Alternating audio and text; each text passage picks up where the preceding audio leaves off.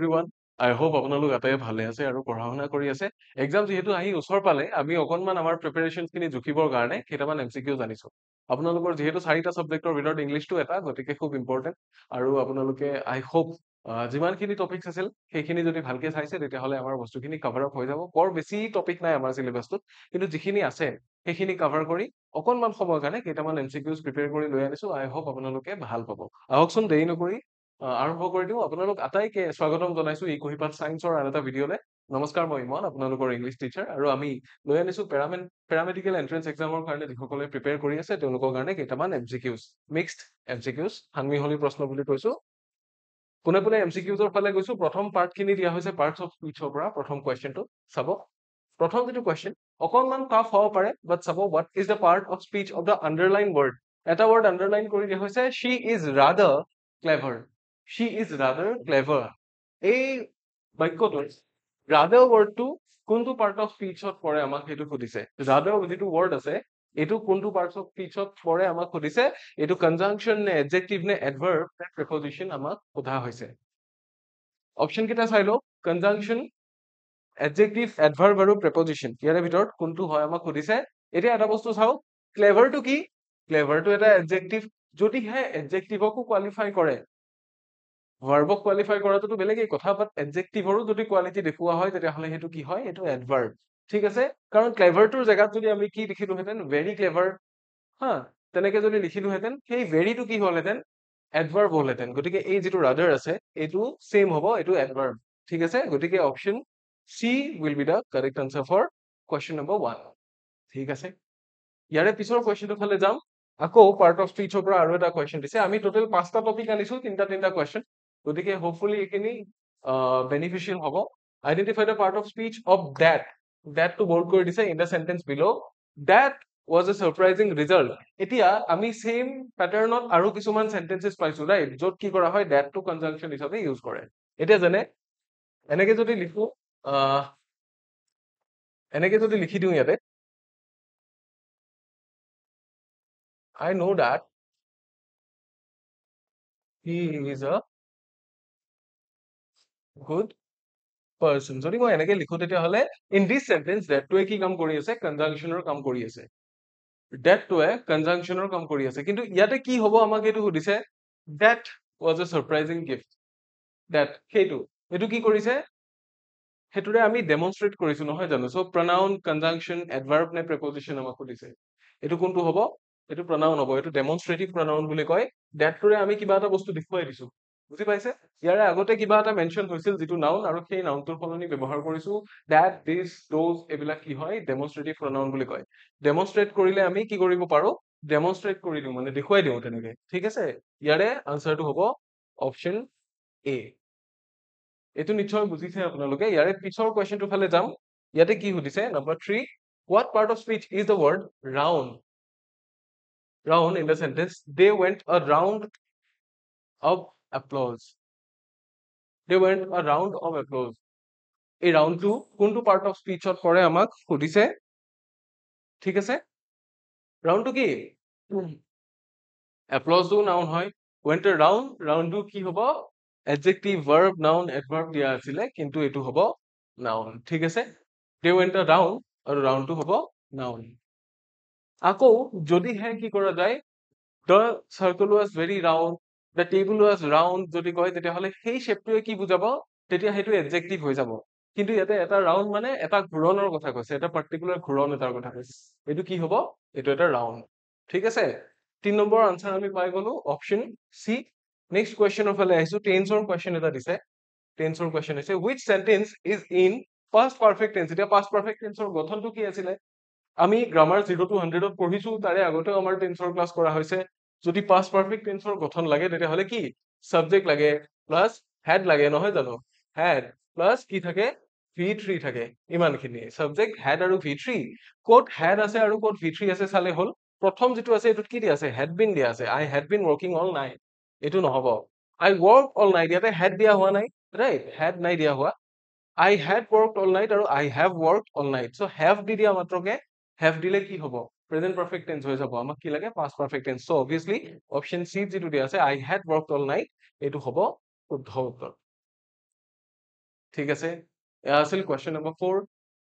Next আমি যাওঁ question number 5ৰ ফালে। তাত কি দিয়া আছে চাওঁ। Choose the correct sentence structure. By next July, she will be living in Delhi for 10 years. আমাক কি কৈছে, টেন্সৰ স্ট্ৰাকচাৰটো বিচাৰিব দিছে যে এই বাক্যটো লিখা আছে বাই নেক্সট জুলাই। বাই নেক্সট জুলাই, নেক্সট বুলি কোৱা মাত্ৰকে আমি গম পাই গলো future, right? she will be living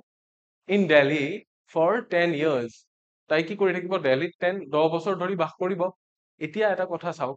এটা সাংঘাতিক কথা এটা চাওক, কি হয় 10 বছৰ ধৰি বাস কৰি থাকিব, কিবা এটা বস্তু এক নিৰ্দিষ্ট সময় ধৰি চলি থাকিব বুজালে কি কৰা যায়? ফিউচাৰ পাৰফেক্ট কন্টিনিউয়াস টেন্স লিখা যায়। ভৱিষ্যতে অমুক সময় ধৰি চলি থাকিব, 10 বছৰ ধৰি বাস কৰি থাকিব। কিন্তু will be to future perfect continuous টেন্সৰ কি নহয়, স্ট্ৰাকচাৰত নাহে। উইল হেভ বিন বা শ্বেল হেভ বিন হ'ব লাগিছিল, নহয় জানো? যেহেতু উইল হেভ বিন বা শ্বেল হেভ বিন দিয়া নাই, আমি কি ফলো কৰিম, উইল বি টুকে ফলো কৰিম। ইভেন দো এইটো কজত এই টেন্সটো ব্যৱহাৰ কৰা নাযায়, কিন্তু ইয়াতে ব্যৱহাৰ যিটো কৰিছে আমি সেইটোৱে কৰিব লাগিব। সো এইটো কি হ'ব, instead of future perfect continuous, প্ৰেজেন্টটো একেবাৰে নহয়, ফিউচাৰ পাৰফেক্টটো নহয়, কি হ'ব, ফিউচাৰ পাৰফেক্ট কন্টিনিউয়াসৰ সলনি এইটো কিন্তু ফিউচাৰ কন্টিনিউয়াসে হ'ব। কিয়? কাৰণ উইল বি দিয়া আছে, ফিউচাৰ কন্টিনিউয়াস দিয়া আছে, কিন্তু ইয়াৰ সলনি কি হ'ব লাগিছিলে, ইয়াৰ সলনি ফিউচাৰ পাৰফেক্ট কন্টিনিউয়াস হ'ব লাগিছিল, কিন্তু ইয়াত কি দিয়া আছে, আচ্ছা, আমাক choose the correct tense structure. Tense structure কাৰেক্টটো চুজ কৰিব দিছে। যদি আমি কাৰেক্টটো চুজ কৰো তেতিয়া ফিউচাৰ পাৰফেক্ট কন্টিনিউয়াসে হ'ব। ফিউচাৰ কন্টিনিউয়াস ইয়াত দিয়া আছে, উইল বিৰ সলনি কি হ'ব, উইল হেভ বিন হ'ব লাগিব। উইল হেভ বিন হ'ব লাগিব, আৰু ফিউচাৰ পাৰফেক্ট কন্টিনিউয়াস টেন্সৰ গঠনত এইটো আছে। ঠিক আছে, এক নিৰ্দিষ্ট সময় ধৰি বাস কৰি থাকিব। কিমান দিন ধৰি, 10 বছৰ ধৰি বাস কৰি থাকিব। কেতিয়ালৈকে হ'ব 10 বছৰ, নেক্সট জুলাইলৈকে। ঠিক আছে, তাৰ পিছৰ কুৱেশ্যনটোৰ ফালে যদি আমি যাওঁ, নম্বৰ 6 কি দিয়া আছে, choose the grammatically correct conditional sentence.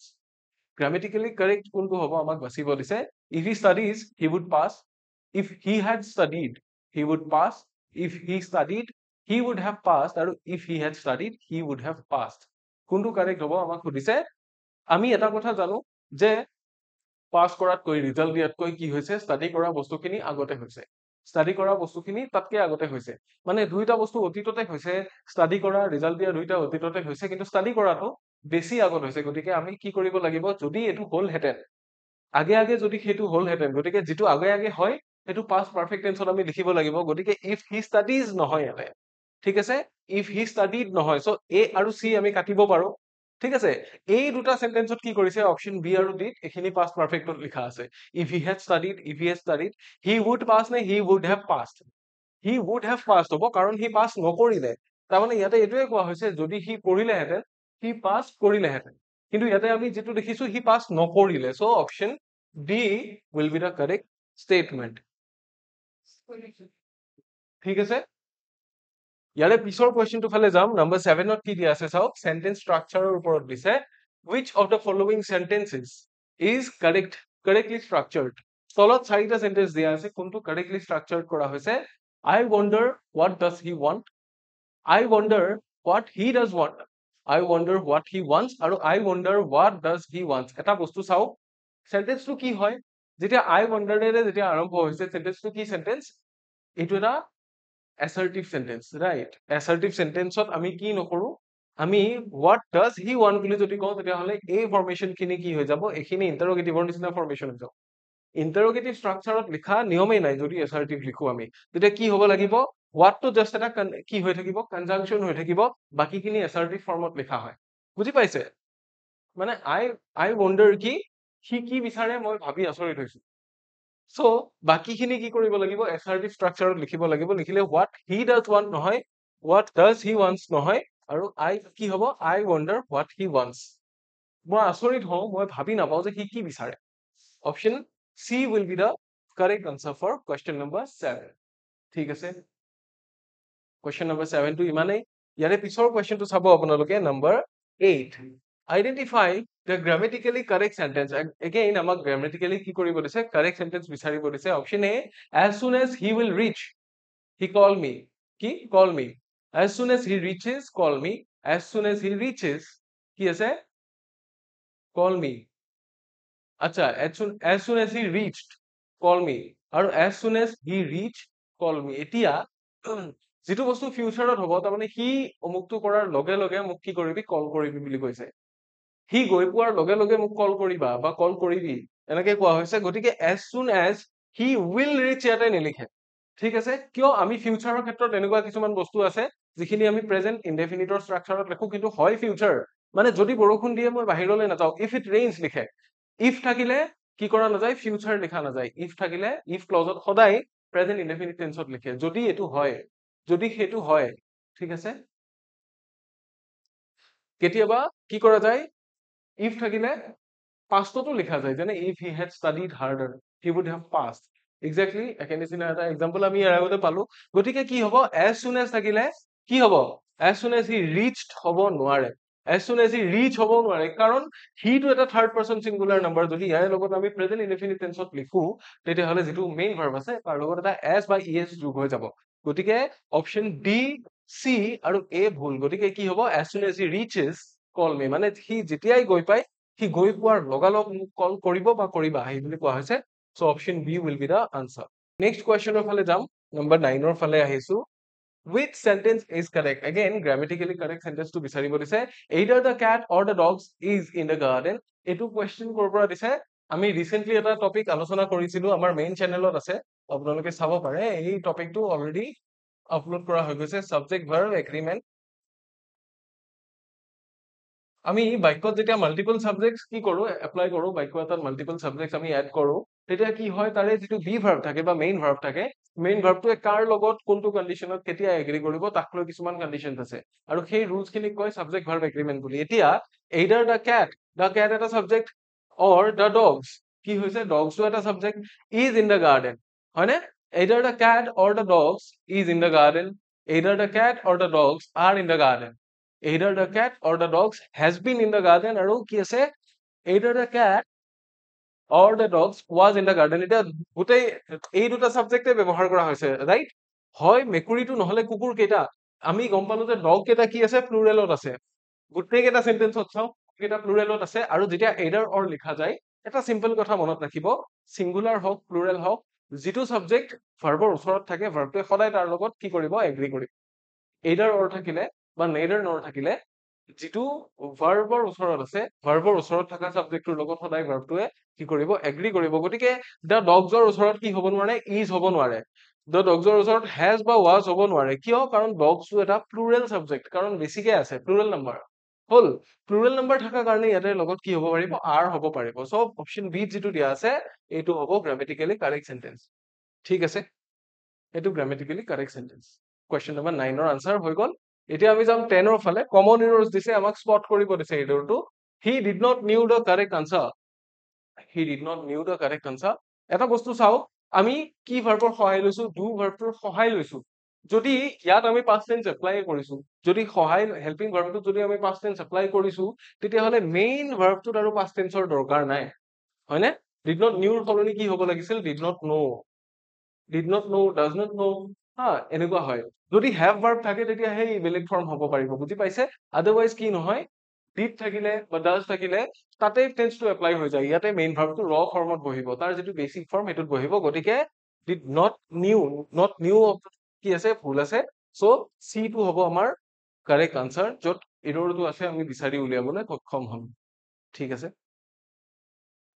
তাৰ পিছত আছে identify the error again দিছে the information are not accurate the information are not accurate বুলি কৈছে এতিয়া এটা বস্তু চাওক আপোনালোকে কিছুমান আমাৰ কি থাকে কাউন্টেবল নাউন থাকে কিছুমান আনকাউন্টেবল নাউন থাকে নাউন কোনটো ইয়াতে নাউন হল ইনফৰমেশন আমাৰ কিছুমান এনেকুৱা নাউন আছে যিখিনি আমি প্ৰায় কনফিউজ হওঁ ঠিক আছে এনেকুৱা কিছুমান নাউন আছে যিবোৰ আমি দেখিলে প্ৰায় কনফিউজ হৈ যাওঁ লাগেজ হওক হেয়াৰ মানে water air ফাৰ্নিচাৰ এই যিমানবোৰ নাউন আছে এইবোৰ কি আনকাউন্টেবল নাউন ঠিক তেনেকে ইনফৰমেশনটো এটা আনকাউন্টেবল নাউন আৰু যিমান আনকাউন্টেবল নাউন আছে সেইবোৰক সিঙ্গুলাৰৰ নিচিনাকে ট্ৰিট কৰা যায় বুজি পাইছে আনকাউন্টেবল নাউন তাৰমানে সাগৰ এখনত গৈ আপুনি কি কৰিব পাৰিব দা ৱাটাৰ ইজ ব্লু বুলি ক'ব পাৰিব ইজ কেনেকে ক'লে সিঙ্গুলাৰ নেকি কিন্তু ৱাটাৰটো আনকাউন্টেবল গতিকে মনত ৰাখক যিটো uncountable love is in the air love is in the air হয়নে the air is very cold এনেকে আমি ক'ব পাৰো so is কিয় কোৱা হয় singular হিচাপে কিয় ট্ৰিট কৰা হয় because they are uncountable so আপোনাৰ যদি luggage হয় hair হয় water হয় air হয় furniture হয় ঠিক তেনেকে information হয় এইবিলাক uncountable আৰু ইহঁতক কি কৰা যায় singular হিচাপে ট্ৰিট কৰা যায় that is why the be verb should be is instead of are ঠিক আছে so are য'ত লিখা আছে sit এই পাৰ্টটো হৈছে ভুল c টো ভুল ঠিক আছে the information is not accurate হ'ব are not accurate নহয় তাৰ পিছৰ সেন্টেন্সটো ফালে আহিছো find the error he denied to attend the meeting কি হ'ব he denied to attend the meeting ইয়াতে ভুল কোনটো পাৰ্টত আছে আমাক সুধিছে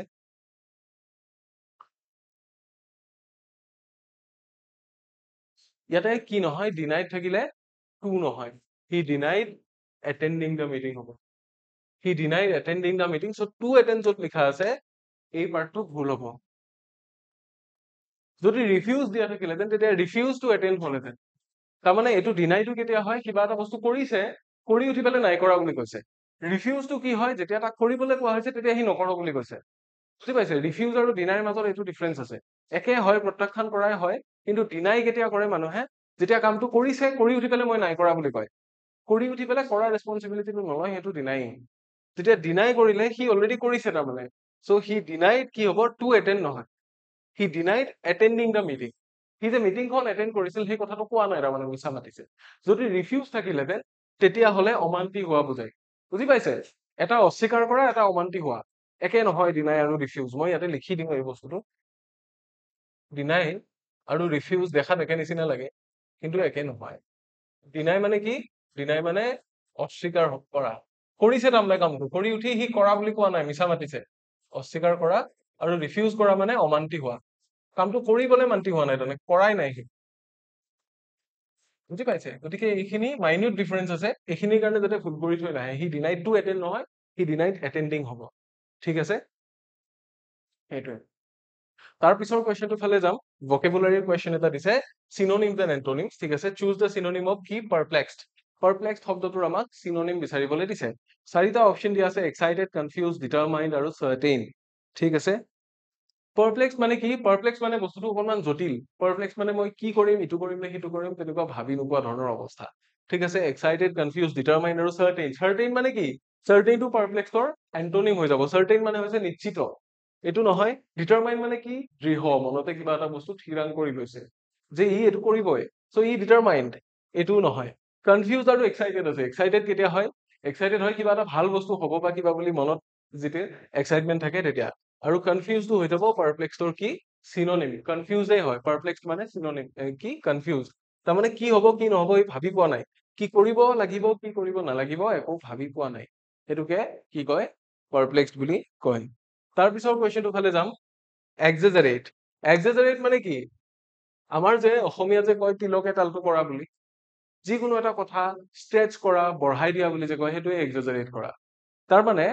যেনিবা মই পাৰ হওঁতে কি হ'ল এজন মানুহৰ ভৰিখন মোৰ তাত লাগিল মই সেইটো কথাই যদি চবতে কৈ আছো ই মোৰ গাত ভৰি লগাই দিছে ই এনেকুৱা ই ৰেচপেক্ট নাজানে ই অমুক তমুক অকস্মাতে লাগিছিল যিটো বস্তু চ' যেতিয়া কথা বহল কৰা যায় এইটো এক্সেজাৰেট কৰা বুলি কয় চ' মেক্সিমাইজ মেগনিফাই আণ্ডাৰষ্টেট আৰু অভাৰ এমফেচাইজ কোনটো হ'ব এমফেচাইজ মানে কিবা বস্তুৰ ওপৰত গুৰুত্ব আৰোপ কৰা যদি আমি একেটা বস্তুৰ ওপৰতে লাগাতকে বেছি গুৰুত্ব দিওঁ সেইটো অভাৰ এমফেচাইজিং কয় গতিকে এক্সেজাৰেট আৰু অভাৰ এমফেচাইজিং কি হয় আল্টিমেটলি চিনোনিমছে হয় ঠিক আছে মেগনিফাই মানে কি মেগনিফাই মানে ডাঙৰ কৰি চোৱা আমি মেগনিফাইং গ্লাছ যে ইউজ কৰো কিয় যাতে বস্তুটো ক্লিয়াৰলি দেখা পাওঁ চ' এক্সেজাৰেট আৰু মেগনিফাই কি হয় বহুত ক্ষেত্ৰত চিমিলাৰ হয় মেক্সিমাইজ মানে হ'ল বঢ়াই দিয়া ঠিক আছে মেক্সিমাইজ মানে বঢ়াই দিয়া দিছ ইজ এ ভাৰ্ব আৰু এক্সেজাৰেট মানেও বঢ়াই দিয়া চ' আণ্ডাৰষ্টেট ষ্টেট মানে কি ষ্টেট মানে হৈছে বৰ্ণনা কৰা আণ্ডাৰষ্টেট মানে হৈছে কমকে বৰ্ণনা কৰা তাৰমানে যিটো বস্তু যিমান হৈছে তাতকে কমকে দেখুওৱা সেইটোকে আণ্ডাৰষ্টেট কৰা বুলি কয় চ' অপশ্যন চি টো হ'ব আমাৰ শুদ্ধ উত্তৰ আপোনালোকে মিনিং কেইটা যদি মনত ৰাখি ললে তেতিয়া খুবেই ভাল আৰু নললে আকৌ এবাৰ চাই ল'ব পাৰে ঠিক আছে আৰু এবাৰ চাই ল'ব পাৰে নেক্সট কুৱেশ্যনৰ ফালে আহিছো পিক দ্য চিনোনিম অফ ইনচেচেণ্ট ইনচেচেণ্ট মানে হৈছে বস্তুটো কি হৈ থাকে চেঞ্জ হৈ থাকে এবাৰ এইটো হয় এবাৰ সিটো হয় তেনেকুৱা তল ওপৰ হৈ থাকে চ' ইৰেগুলাৰ ফ্ৰিকুৱেণ্ট কনষ্টেণ্ট আৰু অকেজনেল কোনটো হ'ব ইনচেচেণ্ট মানে এইটো কি নহয়